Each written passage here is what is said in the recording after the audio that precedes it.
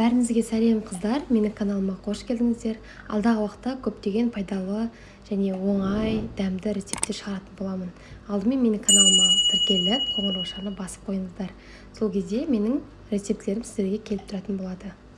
Алдымен жұмыртқамызды 10 минут суда пісіріп аламыз. Суығаннан кейін дайындап, барлығын жуып тазалап, қиярымызды осылай барлығын кесеміз.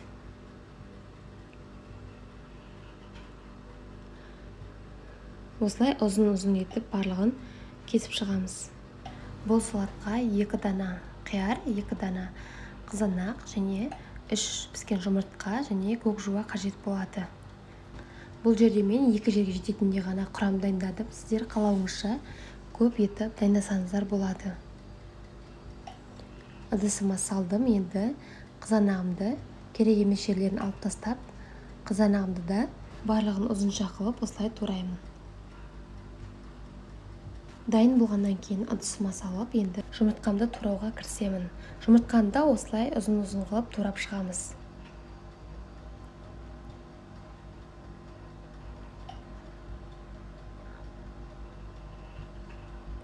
Дайын болғаннан кейін ыдысымызға саламыз.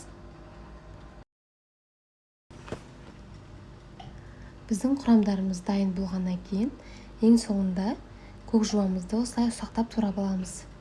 Оны да ыдысымызға салып, енді үстіне майонезімізді қосамыз. 1,5 қасық қостым мен ас қасықпенен. Сіздер қалауыңызша қаймақ қоссаңыз да болады. Мен майонез қостым. Барлығын жақсылап араластырамыз. Осы жерде қалауыңызша татымына қарай тұз салып жіберсеңіздер болады. Мен араластырып болғаннан кейін аздап тұз салдым. Күнделікті қияр мен қызанақты араластырып жүргеннен үстіне жұмыртқа мен көк жуа қосып және оны майонезге араластырсақ, өте ерекше дәм береді. Міндетті түрде жасап көріңіздер, тез дайын болады. Жұмыртқа пісіруге тек 10 минут кетеді, қалғанын жасауға 5 минут кетеді. Біздің салатымыз дайын болды. Менің парақшама жазылып, қоңыраушаны басып қойды, ұмытпаңыздар. Сіздермен бірге болғаны гүл бақыт ас болсын.